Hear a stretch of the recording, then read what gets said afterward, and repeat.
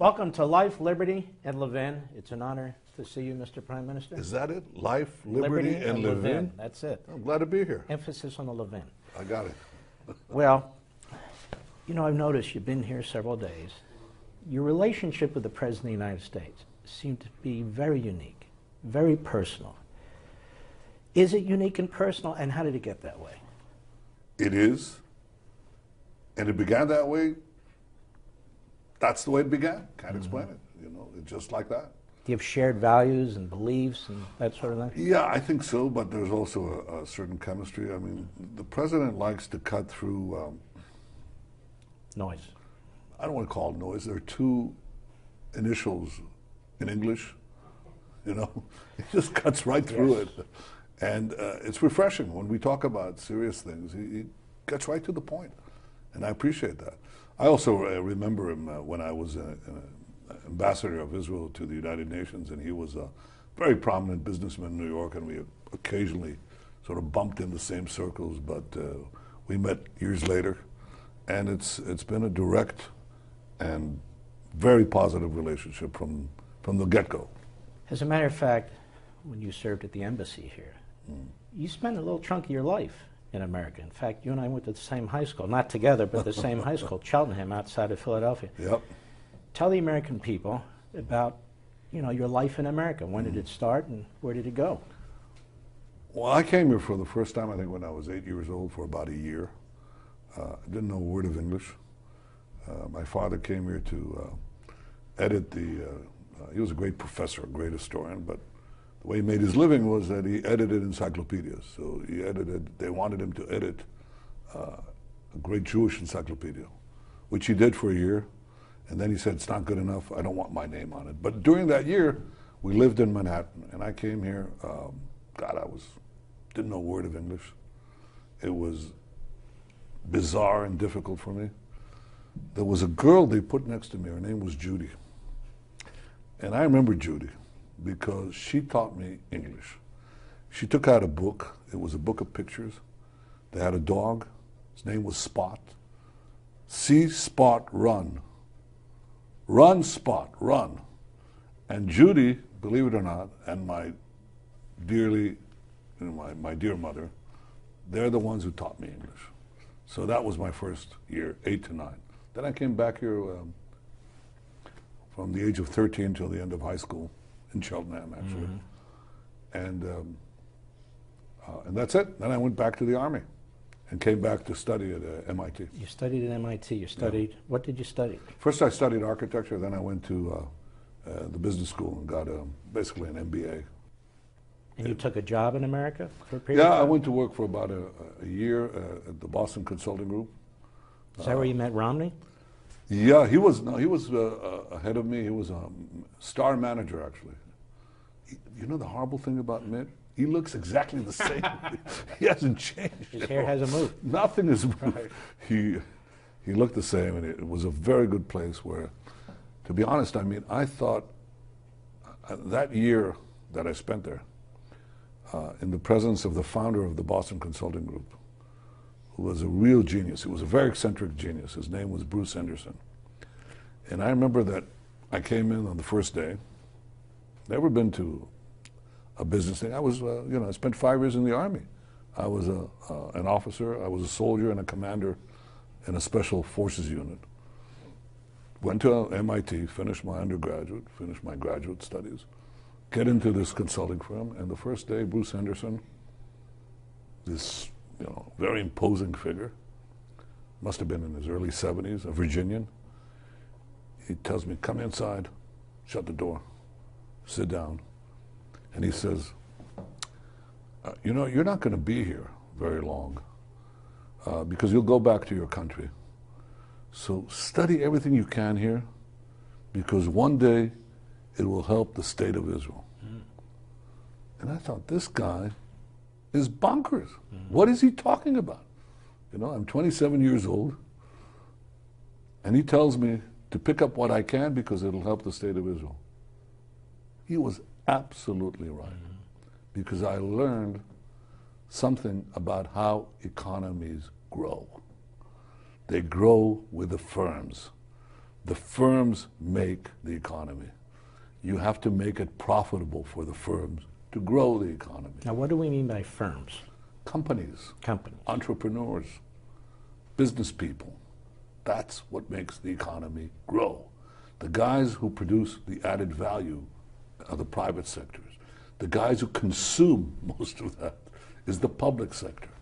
In order to have the things that the public sector needs, like an air force or roads or things like that, or other things, okay? You need to have a robust private sector. I learned that more than anywhere else at the Boston Consulting Group. And part of your career in the Israeli government has been on the financial side. Yeah. When my family and I came to Israel, the 50th anniversary of the liberation of Jerusalem and the unification of Jerusalem, I saw all these cranes, I saw this building going on, I saw these skyscrapers with names of American technological companies on them and so forth. Have you applied those policies as Prime Minister and so forth in Israel? With a vengeance, I'd say. I mean, I'm a great believer in free markets, and one of my missions, my two missions, was to free up the Israeli market, the Israeli economy, so that it becomes a free market economy, to unleash the genius that is embedded in our people. The sparks fly out the minute you open up the marketplace. You allow enterprise, innovation, risk to fail or succeed. And I had to do a lot of reforms. I did that as Prime Minister, and then subsequently as Finance Minister, and then subsequently as Prime Minister again and again and again. We're still doing it. So the Israeli economy has been growing under these reforms consistently at about between 4 to 5% a year. And the GDP per capita will probably catch up with Japan in a couple of years, Israel. That's a big deal. That's a big deal. And but particularly in technology, there seems to be a huge growth in Israel. The amount of technology that is developed in your country, and yet it's a tiny little country, and you sell it to, you work with countries, massive countries like India and so forth. That's obviously part of your plan, right? It's very much my plan. It says, first of all, technology by itself doesn't do anything. You want a country that had great scientists, great mathematicians, great physicists, great metallurgists. It's the Soviet Union. Didn't do anything. But if you took one of these guys, smuggled him out, put him in Palo Alto, within 2 weeks he was producing a lot of added value. He was producing wealth. So technology without free markets doesn't go anywhere. Israel had technology, but it didn't have free markets. It had technology because the military, especially military intelligence, produced a lot of capabilities. But unless you open it up so people could start their businesses, these incredibly gifted young men and women who come out of the army or the Mossad, they want to start their startups. Well, they can't. If you have to pay 70% tax, it's not going to go anywhere. They're going to go elsewhere. So one of the things that I did the minute I became Prime Minister and then Finance Minister was to enact an enormous number of reforms, like several dozen reforms, that opened up the economy, reduced the tax rates, reduced spending, and cut the bureaucracy. It was a big challenge. How do you explain this to the people of Israel, So it took about 2 weeks to format an economic plan, and then I had to explain it to the public, and I said this. I described my first day in basic training in the paratroops, and the commander lines us up in a big field, the whole company, and he says, we're now going to do a special race. You, he points at me, Netanyahu, you pick up the guy next to you, put him on your shoulders. And the next guy, you put the guy next to you on your shoulders, and so on. And I got a fairly big guy on my shoulders, about my size, and I could barely take 2 steps forward when you blew the whistle. The guy next to me was the smallest guy in the company, and he got the biggest guy on his shoulders. He just collapsed on the spot. And the third guy was a big guy, and he had a relatively small guy on his shoulders. He took off like a rocket and won the race.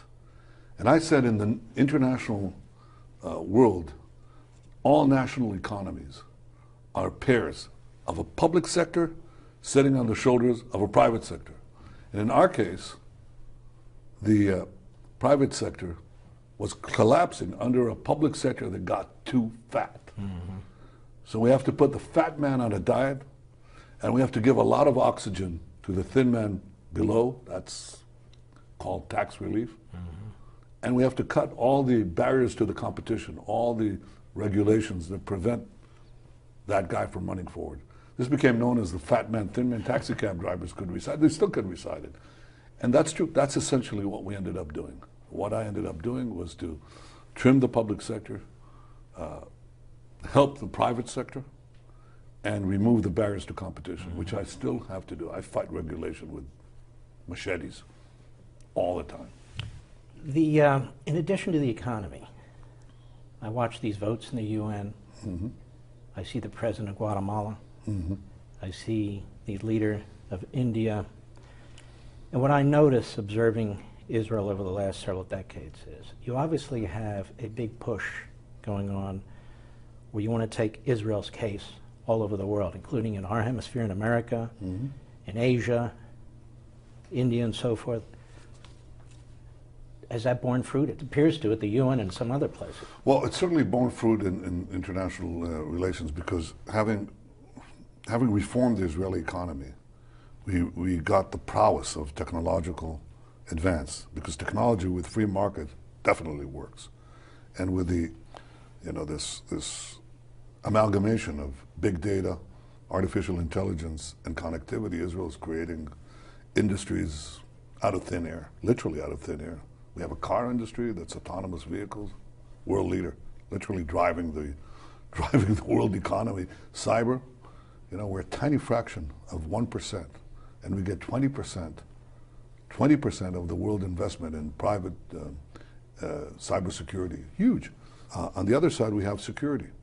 We have superb intelligence. We've foiled dozens of terrorist attacks of ISIS, major terrorist attacks, including the downing of an airliner.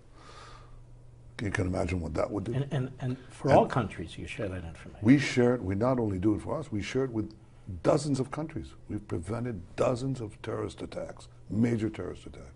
So when you take the security interest and intelligence that countries have to protect themselves against terrorism, and that's pretty much all countries, and you take the needs for technological innovation that is driving the world right now, both of them are present in Israel, and so everybody wants them. And that gives me the third thing, which is this massive flourishing of Israel's diplomatic relations with just about every country in the world. Not all. We're not big on North Korea, not too big on Iran, but just about everyone else. And so this is the triangle. It's economic power, security power, gives you diplomatic power.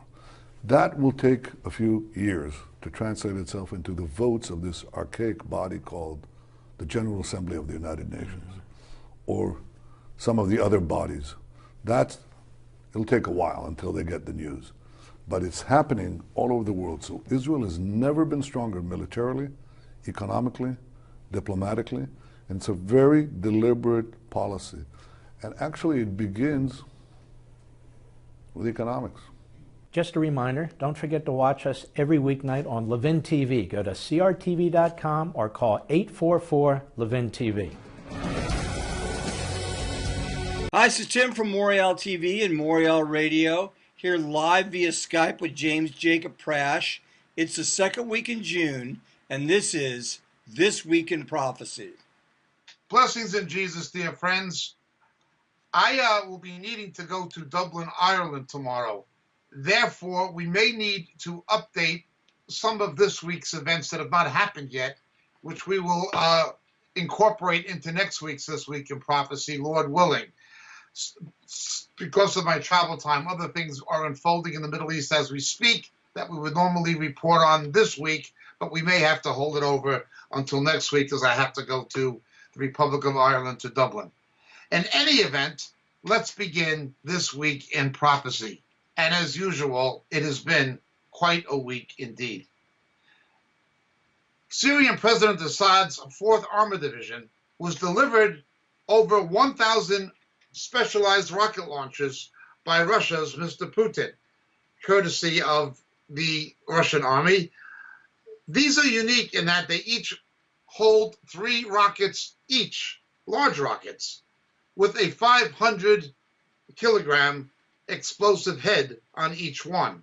That's a formidable amount of destruction given to Assad for missiles that are well able to hit inside of Israel, provided by Russia. Angered by last week's U.S. attack on Syria, Russia warned that there would be consequences. Only one of them was spelled out. The Kremlin said it may supply its Syrian ally with state-of-the-art air defenses. If the prospect rings alarm bells among President Bashar al-Assad's enemies, they're likely to be loudest in Israel, not the U.S. Israel carries out airstrikes in Assad-controlled Syrian territory much more frequently than the U.S., as it seeks to prevent a military buildup near Israeli borders by Assad's other key backer, Iran. Israeli analysts and former defense officials say there's only one likely response from the Jewish state if the S-300 surface-to-air missile systems are delivered to Syria, an immediate attempt to blow them up. That would upend the delicate relationship between Israel and Russia, who've kept channels open despite supporting opposite sides in Syria. And it could create another dangerous moment with the potential to escalate the 7-year civil war into a wider conflict. Already, multiple global and regional powers have been sucked in. Last week saw the tensest standoff in decades between nuclear rivals Russia and the US on the ground. American and Turkish soldiers occupy separate chunks of the country's north, while Iranians and Russians fight alongside Assad's army. In the skies, Israel has for the most part enjoyed freedom of maneuver, thanks to its air superiority, and an implicit green light from Moscow. Both conditions may now change. Amos Yadlin has first-hand experience of how Israel responds to such threats, and no doubts about how it would handle this one. A former military intelligence chief, Yadlin was also one of the Israeli pilots who destroyed Iraq's Osirak nuclear reactor in 1981. The deployment of S-300s in Syria has been a concern for 2 decades, and at the end of the day, it will happen, he said. If I know the Air Force well, we have already made proper plans to deal with this threat. After you remove the threat, which is basically what will be done, we're back to square one. Russia already has sold S-300 systems to Iran over American and Israeli objections. Syria was on track to get them too until 2013, when Russian President Vladimir Putin froze the contract in response to pleas from Israel. But Putin said at the time that if the US attacked, Moscow would think how we should act in the future. That moment arrived with last week's missile strikes by the US, UK and France, in response to an alleged chemical attack by Assad's army. Hours afterward, Russia's first deputy chief of staff, Sergei Rudskoy, said his government would reconsider whether to supply the air defenses to Assad. Foreign Minister Sergei Lavrov hammered home the message in a BBC interview 2 days later, saying the plan might be revived because Russia feels it must do whatever is required to help the Syrian army deter aggression. Israel has carried out at least 150 bombing raids in Syria since the civil war began in 2011, according to Zvi Magen, a former Israeli ambassador in Moscow. The latest, on April 9, hit an air base used by the Iranian military. Other targets have included arms convoys bound for Hezbollah, the Iranian armed Shiite group in Lebanon that's repeatedly fought with Israel. The government and army have a strict policy of not acknowledging or commenting on military actions taken in the neighboring country. S-300s can fire missiles at 6 targets simultaneously, and have a range of 200 kilometers, 120 miles. That would extend into the airspace of Lebanon, sometimes used by Israeli planes to strike Syria, and even into Israel itself. It's an exceptionally advanced system that can cover large swaths of territory, said Michael Oren, Israel's deputy minister for public diplomacy and an advisor to Prime Minister Benjamin Netanyahu. We will always oppose it. Given Israel's likely response, some analysts in Moscow say it makes more sense to use the threatened deployment as a bargaining chip.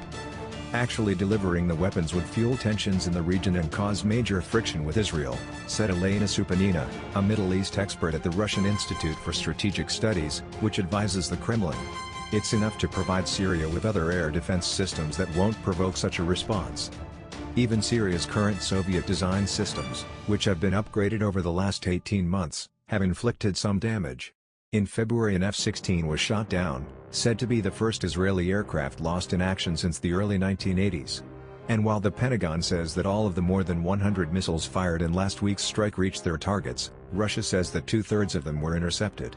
A pro-opposition Syrian monitoring group, citing aerial defense officers, made a similar estimate. Syria already has some good short and medium-range systems, said Jeremy Binney, Middle East and Africa editor at Jane's Defense Weekly.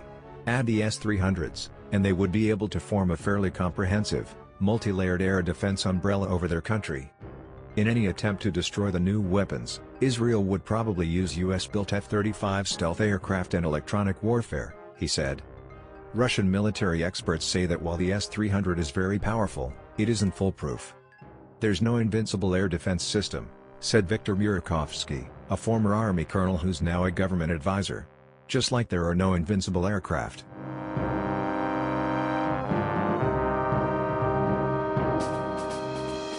Meanwhile, the Russian Navy has deployed some missile-launching cruisers off the coast of Israel and says it will keep them there on a permanent basis. These are carrying Caliban missiles, and they're off the Syrian coast. Quite an intensive situation. Meanwhile, this week in prophecy, however, a high-ranking Soviet military and intelligence delegation with a classified agenda, apparently, it's not being disclosed by either Russia or Israel, has arrived for talks with the Israeli Defense Ministry this very week, while Russia is outfitting Mr. Assad for something that is rather frightening in its prospects. These can hold 3 missiles each, these launchers. They're mobile, with a 500-kilogram warhead on each. That is very, very destructive. We shall see what happens. Now, this week in prophecy, the Russians also had a confrontation, not a gunpoint confrontation, but a dispute with Hezbollah forces controlled by Iran in the home region close to the Golan Heights, where the Hezbollah forces were told to recede and were replaced by Mr. Assad's own forces. This armament buildup is something that's being ignored by many people outside of the Middle East, but it's not being ignored in Israel. Let's continue looking at this. We have reports now released of attacks that happened over the last few weeks coming to us from Israel. The reports were released today and yesterday. The Israelis made over 50 attacks on Iranian positions, including the Al-Quds command post. Al-Quds being the brigade of the Iranian Revolutionary Guard that is based in southern Syria, close to the Golan Heights on the Israeli border. These attacks by the Israelis came after 20 missiles were fired at Israel in the Golan. 20 missiles fired at the Golan, most of which were taken down by the Iron Dome. There were no casualties, but it was underreported. Nonetheless, the attacks did happen. The spokesman detailed that a few of the rockets were intercepted by Israel and the damage to its positions was limited. Israel's defense forces added, about an hour ago, IDF defense systems identified approximately 20 rockets that the Iranian Quds forces launched at IDF forward posts on the Golan Heights. A number of rockets were intercepted by the IDF's Iron Dome aerial defense system. No injuries were reported. The IDF views this event with great severity and remains prepared for a wide variety of scenarios. The Quds forces are an external arm of the Iranian Revolutionary Guards Corps, a branch of the nation's military. Reports have since emerged declaring that up to 50 missiles have been launched at Israel so far. Tel Aviv's military declared several bases were targeted. An effort, and as it announced it had responded. Lieutenant Colonel Conrakis did not clarify what the Israeli response was. He went on, "We have retaliated, but I have no further details about this."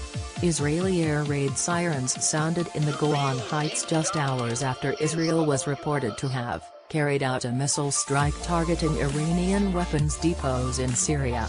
Residents in the Golan Heights, which borders Syria, and in the city of Kasran, were forced out of bed and rushed to bomb shelters as Iran carried out the military effort, the Jewish press reported.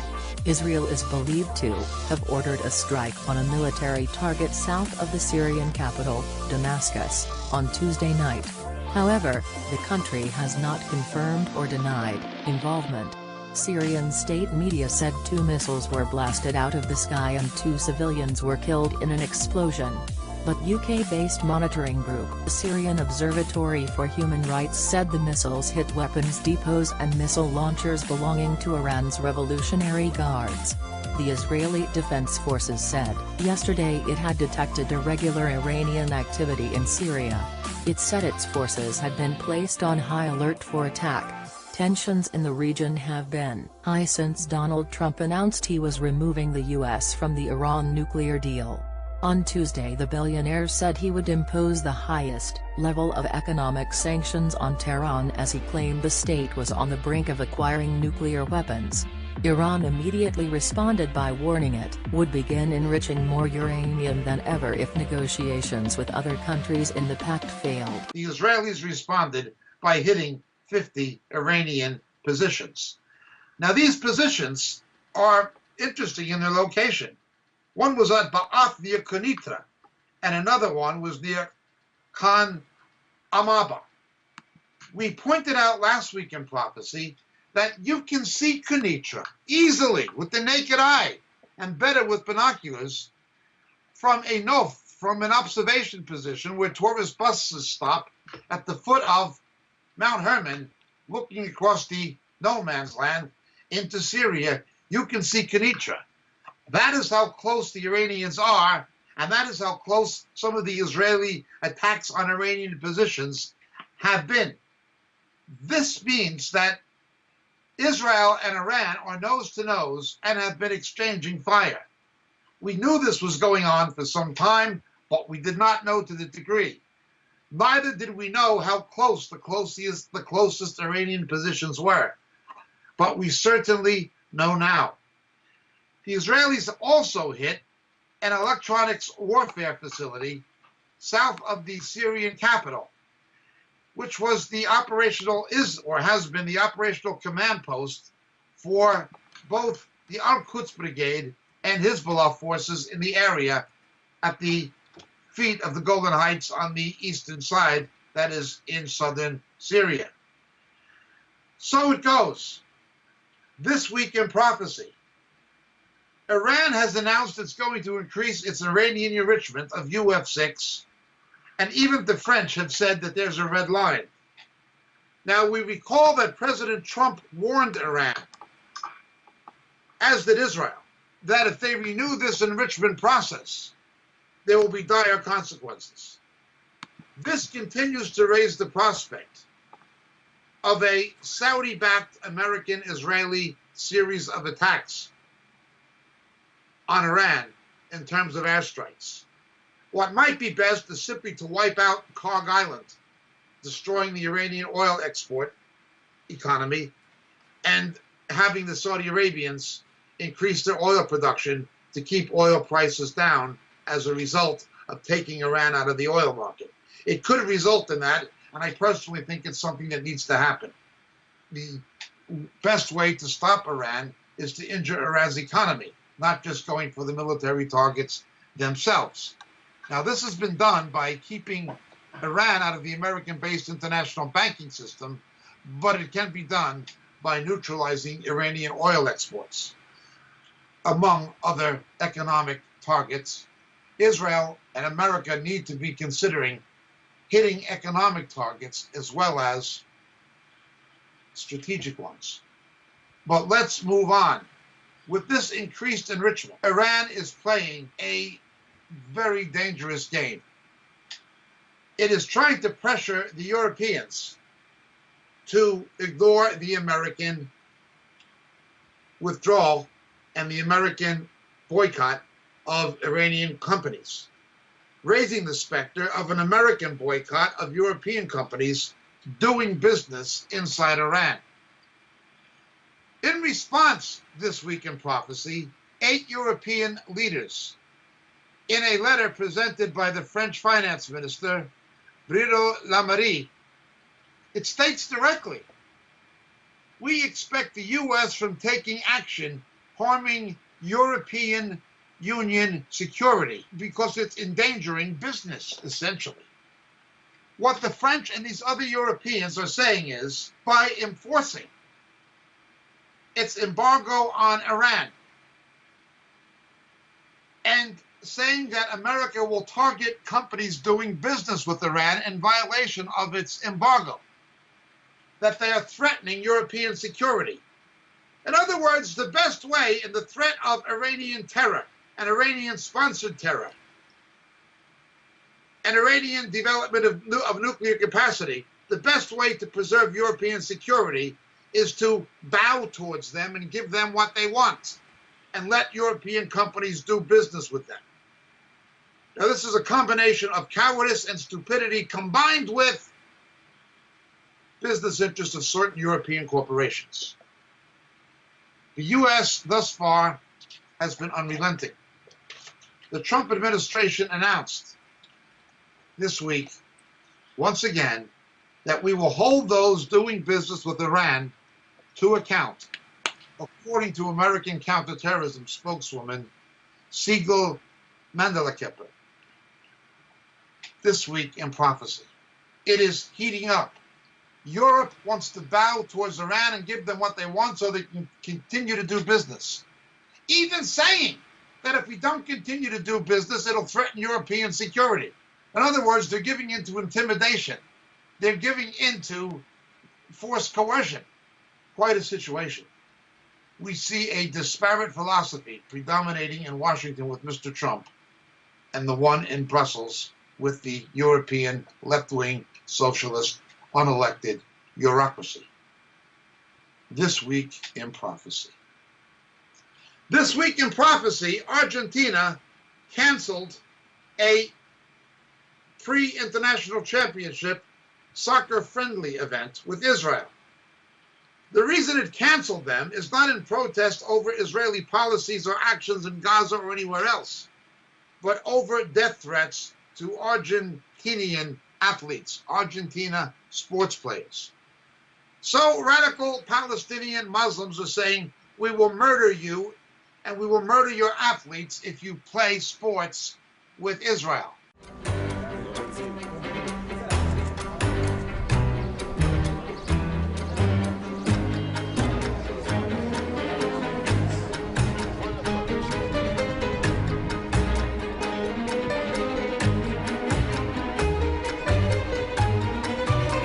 لا يمكن أن نقبل تحت أي ظرف من الظروف إنه هاي المباراة تصير. إحنا ابتداء من اليوم راح نبدأ في حملة ضد الاتحاد الأرجنتيني ونستهدف فيها ميسي شخصيا اللي له عشرات الملايين من المعجبين والمحبين، سواء كان في الدول العربية، الدول الإسلامية، في آسيا، في أفريقيا، وفي الدول الصديقة للشعب الفلسطيني.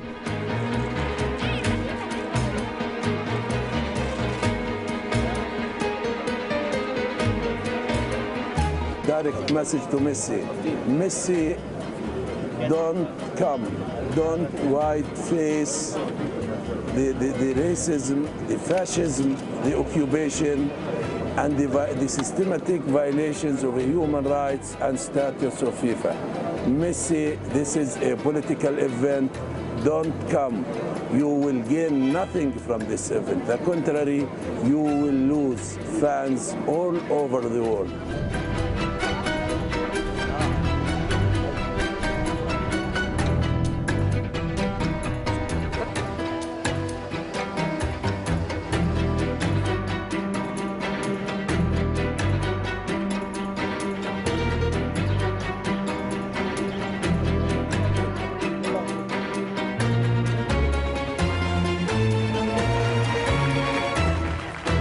This reminds us of what happened in Munich in 1972. Strictly speaking, we cannot blame Argentina, but it shows the need for a crackdown on Palestinian radical Islam, even in the West Bank, not just in Gaza.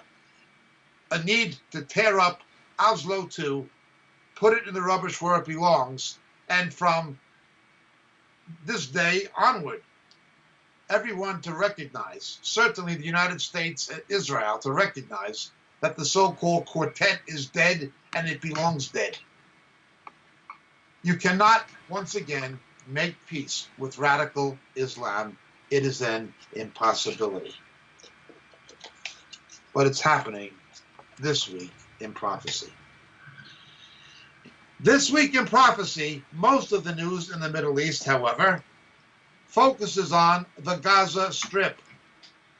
4 more rocket volleys were fired into Israel from the Gaza Strip after the very short-lived ceasefire demanded by Hamas.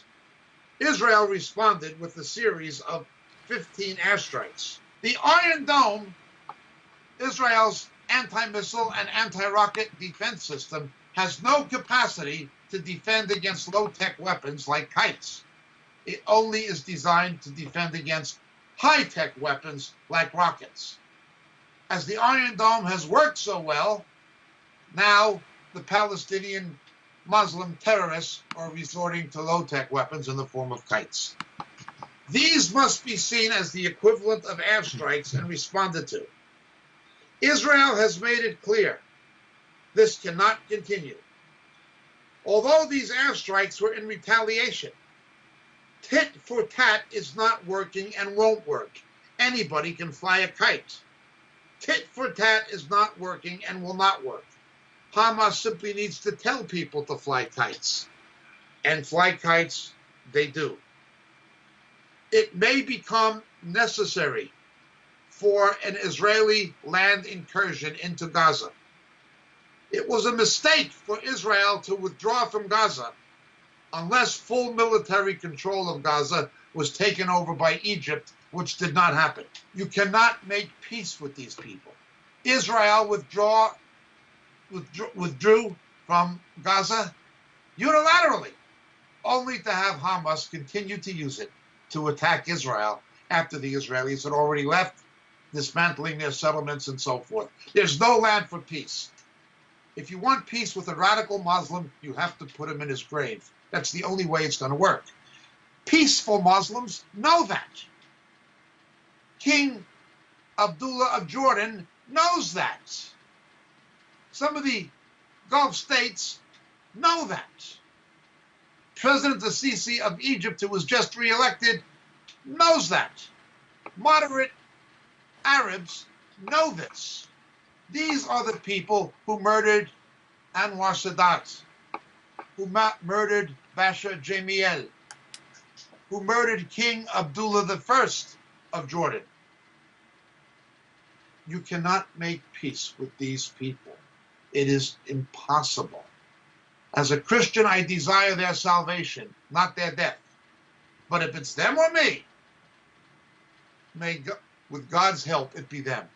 Israel has a right to protect its civilians from these incendiary kites.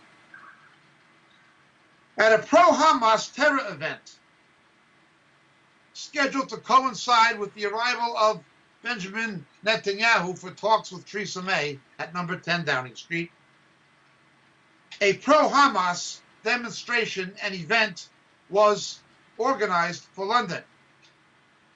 The keynote speaker was none other than the Reverend Stephen Sizer, the Anglican clergyman and anti-Israel activist and friend of Jews for Jesus, who are his friends,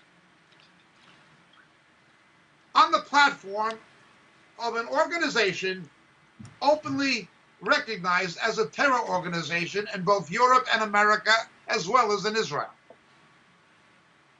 It also had boycott and disinvestment activists participating in the event.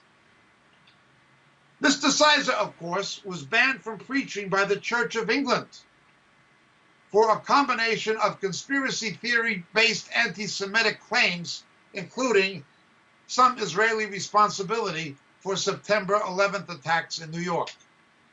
This is the man who went to Iran at the invitation of an agency of the Iranian government when Christians were being arrested and martyred in Iran, went on TV with handshaking and backslapping with the Iranian government while Christians were being murdered. He did this to denounce Israel. Kill all the Christians you want. As long as you hate Israel, you're his friend. Terror sponsoring Iran. Now he's speaking at a Hamas event. I repeat my former assertion. In its earlier days, the founder of Jews for Jesus, who was a friend of mine, whom I knew, Moshe Rosen, wrote and published the official position of Jews for Jesus in their newsletter, basically echoing the sentiments of the late Dr. Martin Luther King, that anti-Zionism is merely the current expression of traditional anti-Semitism. That's what Jews for Jesus said and published. That was the view of their founders. Now we see the likes of Richard Harvey, Susan Perlman from Jews for Jesus, going not once but twice to Mr. Sizer's pulpit for some backslapping and photo ops and Kodak moments, all in the interest of donor relations and whatever else. How can we have a witness to the Jewish people in the face of anti-Semitism? There are two main obstacles in evangelizing Jews, which Jews for Jesus knows very well. One is theological. Why did Jesus not bring in worldwide peace when he came the first time? The second, however, is the ugly history of Christian anti-Semitism. Anti-Semitism, perpetrated in the name of Christianity, turns Jews right off. This is Mr. Sizer. Aided and abetted by Susan Perlman, Richard Harvey, and Jews for Jesus. What they did is a shame and a disgrace. From Sizer, we expect it. I can testify to you that he agreed to debate me on television in Britain and backed down. He slandered me and defamed me. He's a liar who said that I love Israel more than I love Jesus Christ, which is a complete and utter lie. The man is a liar. He was banned from speaking by the Church of England, not a conservative evangelical denomination by any stretch of the imagination, and they banned him for his remarks and his actions. But that made no difference to Jews for Jesus, to Richard Harvey, to Susan Perlman. This is why I stated at the time I no longer respect that organization, and I don't think believers should support it anymore. It has no witness to the Jewish community. It destroyed it. Let them hang the pictures on the wall in their headquarters at 68th Street in San Francisco, shaking hands with Sizer. But don't try to tell Jewish people who see you collaborating with a man like that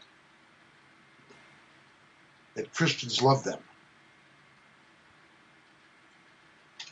But it happened.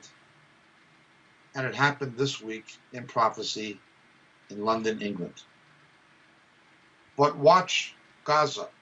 Something must happen. 20 fires raging out of control and kites being flown daily.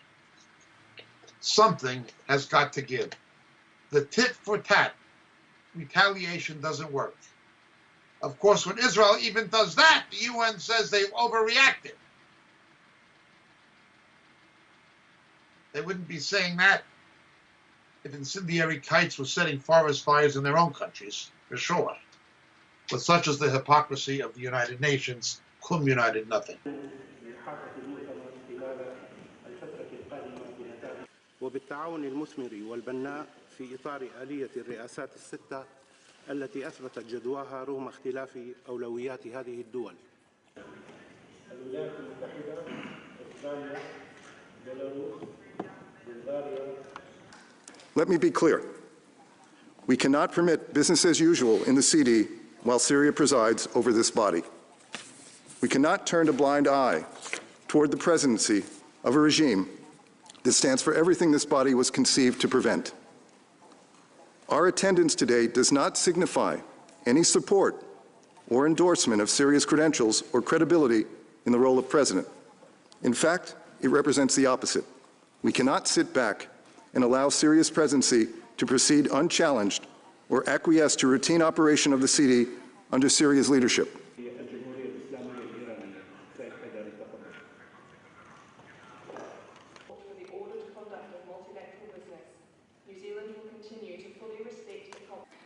Хотели бы вновь призвать все делегации, представленные на конференции, воздерживаться от превращения ее в площадку для политизированного выяснения отношений по острым, прежде всего региональным вопросам. Mr. President, my delegation firmly believes that Syria's presidency of CD fully accords with the rules of procedure of CD, which stipulate that presidents of conference shall rotate among all its members based on English alphabetical list of membership.